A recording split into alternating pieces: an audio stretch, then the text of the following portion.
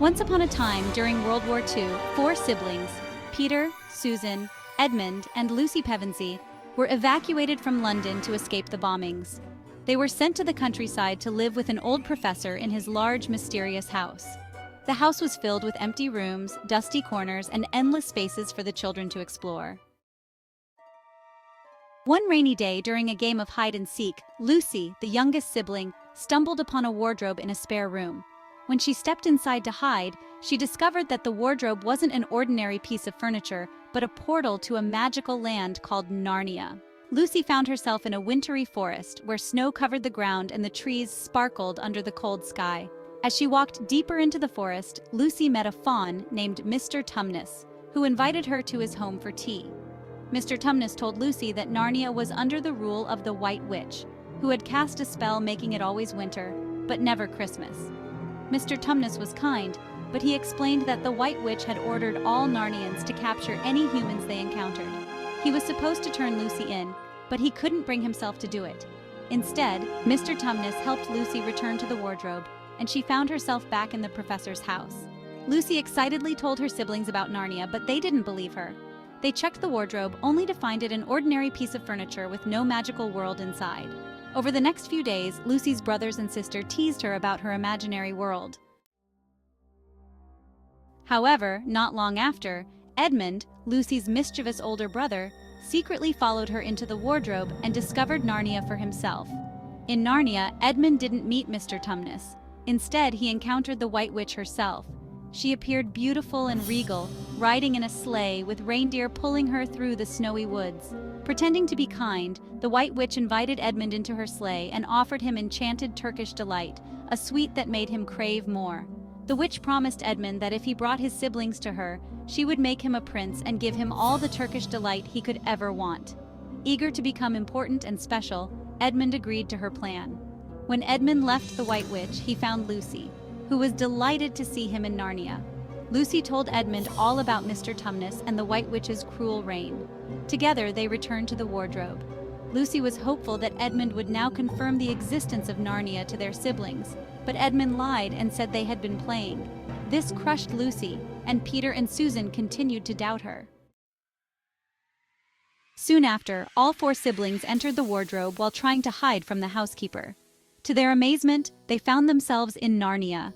Lucy was thrilled to be proven right, but Edmund felt uneasy, knowing he had promised the White Witch that he would bring his siblings to her. The children decided to visit Mr. Tumnus, but when they reached his cave, they found it ransacked and Mr. Tumnus was gone. A note from the witch's secret police said that Mr. Tumnus had been arrested for helping Lucy, a human. Worried about Mr. Tumnus, the children didn't know what to do. Just then, they were approached by a pair of talking beavers, Mr. and Mrs. Beaver, who invited them to their cozy home. The beavers explained that they were part of a secret resistance against the White Witch, and told the children about a great lion named Aslan, the true king of Narnia. Aslan was returning to Narnia after a long absence to help overthrow the witch and bring peace to the land. The beavers also told the children about an ancient prophecy that said when two sons of Adam and two daughters of Eve, humans, sat on the four thrones at Cair Paravel, the witch's reign would end. As the children listened, Edmund quietly slipped away. He had decided to go to the White Witch and fulfill his promise in hopes of becoming a prince. When he reached the witch's castle, he expected a warm welcome and more Turkish delight, but instead, the White Witch was furious. She had expected all four children, not just Edmund. She imprisoned him and began to plan how to capture his siblings. Meanwhile, Mr. and Mrs. Beaver led Peter, Susan, and Lucy to meet Aslan. As they traveled through the snowy landscape, they noticed signs that the witch's power was weakening. Spring was beginning to arrive, the snow was melting, and the ice was thawing. When they finally reached Aslan's camp, they were welcomed by many talking animals and mythical creatures who had gathered to support the lion. Aslan was majestic, powerful, and kind, and he promised to help rescue Edmund. While Aslan and his forces prepared for the battle ahead, Edmund remained a prisoner of the White Witch. She planned to use him as bait to capture his siblings and ensure her hold over Narnia. However, Aslan's forces soon launched a rescue mission, freeing Edmund from the witch's clutches. Aslan spoke to Edmund privately, and though the conversation was not shared, Edmund was clearly changed. He had learned the error of his ways and was forgiven.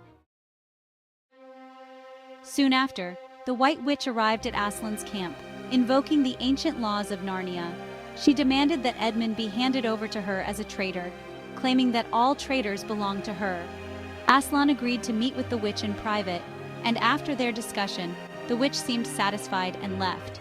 No one knew what Aslan had promised her, but it became clear that Aslan had made a great sacrifice. That night, Aslan slipped away from the camp, quiet and somber.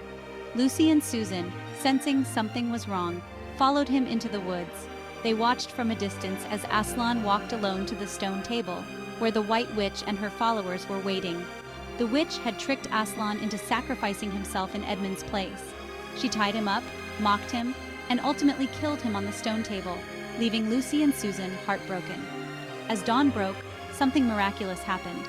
The stone table cracked, and Aslan came back to life. He explained that there was a deeper magic at work that the witch didn't understand.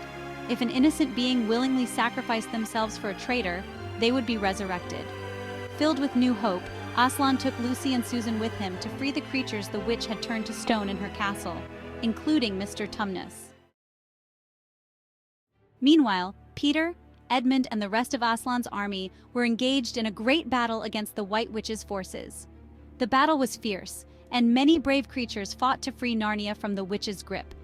Just as the witch seemed to be gaining the upper hand, Aslan arrived with reinforcements, including the creatures he had freed from the witch's castle.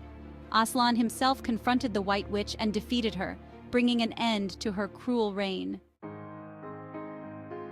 With the White Witch gone, peace returned to Narnia. Aslan led the Pevensies to Cair Paravel, the great castle by the sea, where they were crowned as the kings and queens of Narnia, fulfilling the ancient prophecy. Peter became High King, with Susan, Edmund, and Lucy ruling alongside him.